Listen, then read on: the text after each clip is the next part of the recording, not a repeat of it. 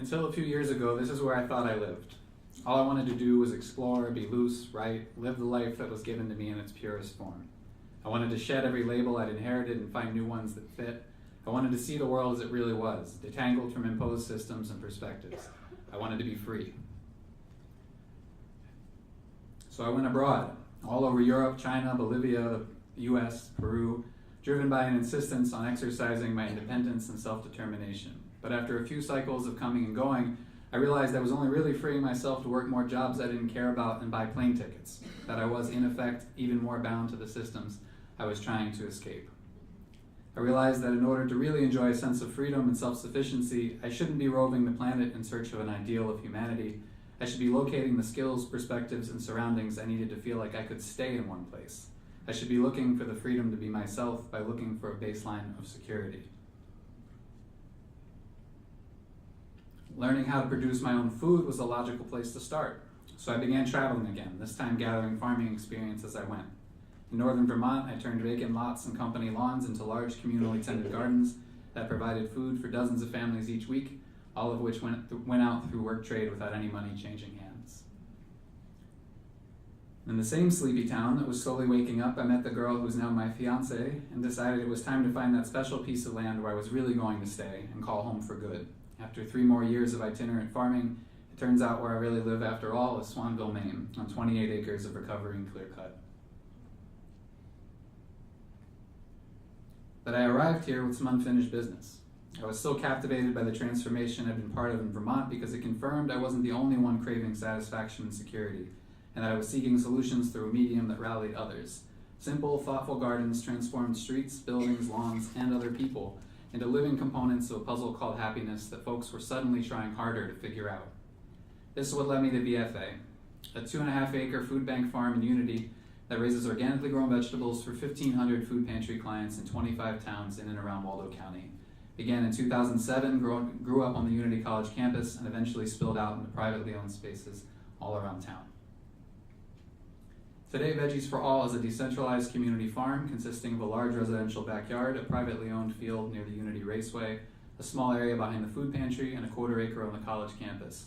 With a farm manager, seasonal crew, and the help of over 150 volunteers, we raise about 20,000 pounds of food each year and work with Unity barn raisers to glean another 12,000 from local farms and gardens.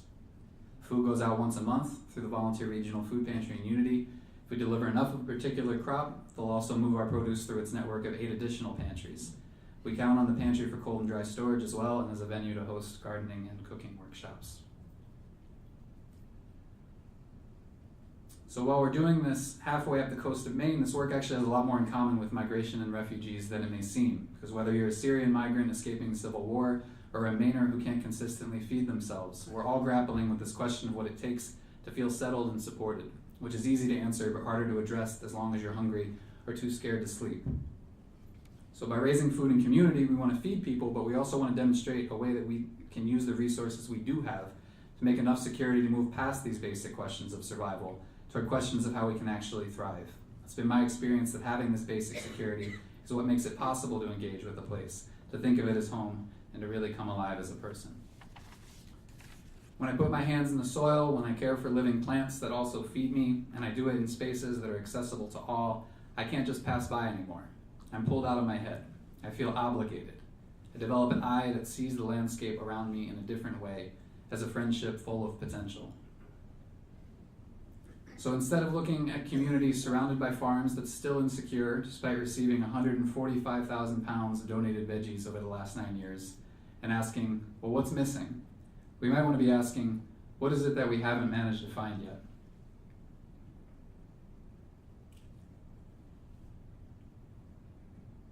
Speaking about soil health, my mentor Mark Fulford once said that being able to raise healthy plants doesn't depend on responding to your soil test. It depends on people being able to learn to see what they're looking at when they're in the field. When you look carefully at a particular plant, what does it say that it needs? The same idea applies to improving food access for everyone in our communities. What if we saw the source of our struggles as the indication of a solution? What if we were able to see the communities we see every day as a source of abundance rather than scarcity? If that lawn in front of the bank was the beginning of a decentralized orchard? This is what the cabbage is asking you. This is the cabbage's offer. It says, "Here I am, partly revealed but tightly closed." It's challenging us to decide when it's time to reach out and harvest.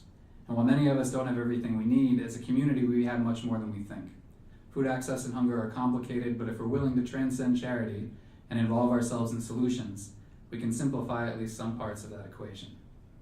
Going forward, we do that by producing organically grown vegetables, but also by transitioning some of our fields to pick your own formats that invite food pantry clients to help in the field in exchange for a greater variety and frequency of produce. We do it by exploring work trade models that give unemployed or underemployed folks the chance to receive veggies and know their time is still valuable, whether they have a job or not.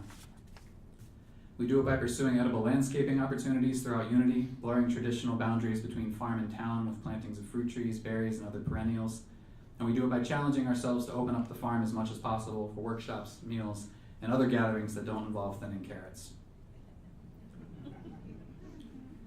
But what's more important really is what you all choose to do. Because whether it's in response to physical violence or search for better opportunities, we're all on our own personal migrations. Even if we feel stuck, we're still in motion. Still searching for satisfaction and security, exploring migration as a phenomenon that can happen within an individual or a community. So now when I ask myself, well, where do I go from here? The answer is, I don't go, I stay. Like the bedrock beneath my homestead, I insist on being who I have been and will be. I see the transformative potential in where I am right now. I presume everything I need is somewhere very close by, and I'm lucky to do that in a way that invites you all to join in. The field is ready for planting.